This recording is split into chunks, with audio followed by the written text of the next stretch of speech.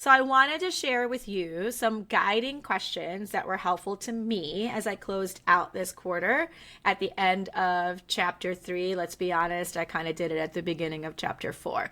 And it's only, beginning of April. So if you haven't done a reflection yet and you're like, well, we're already into April, it doesn't matter. You can do a reflection anytime. There's no set time. It's not like, oh, if you don't do it by this date, then forget it. You got to wait for the next time around. No, go ahead, go through this with me, ask yourself these questions, jot them down as I'm sharing them so that you can take a few moments and, reflect for yourself.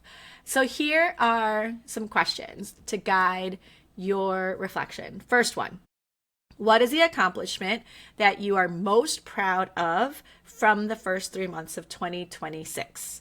And for me, I'm definitely going to say that it was when I launched my first live webinar back in January. I had been talking about wanting to do a live webinar for months, and it was one of those things that was kind of on my to-do list.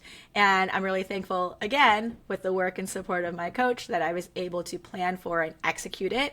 And it was called the Career Communication Toolkit. And it is a masterclass on workplace communications.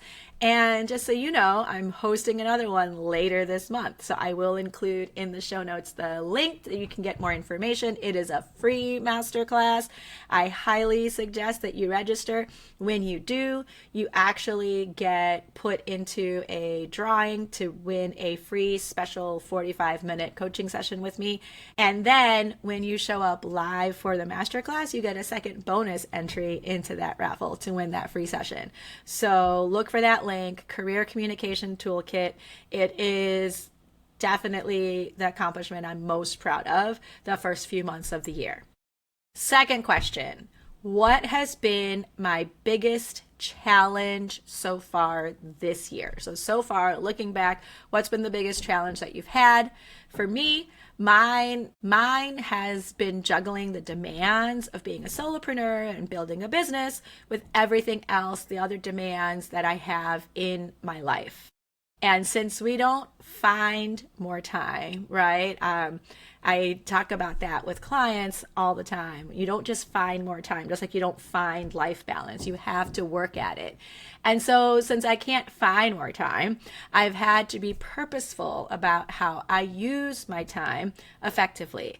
Every day, I have to harness the CEO of my brain, my executive functioning skills, which then help me to organize, prioritize, and plan the things that I need to do, and supports me in following through on the plans that I've made.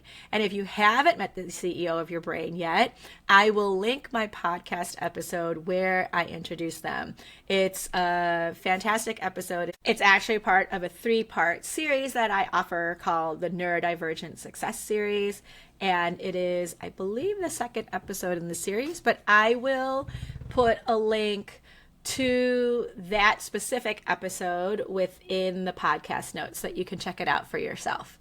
So that's been my biggest challenge, just, juggling all the many plates that I have going on in the air. Now, next question. What goal are you currently working on, and are you on track to accomplish it?